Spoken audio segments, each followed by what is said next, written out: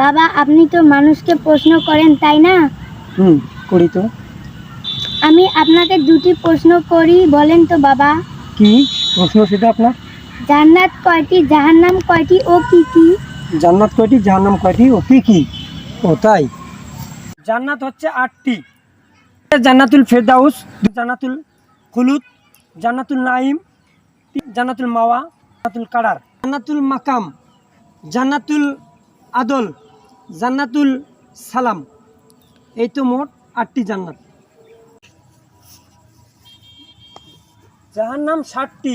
হচ্ছে সাইর, লাজা, সাক্কার, জাহিম, তারপরে হচ্ছে জাহান্নাম, হাবিয়া, হুতামা।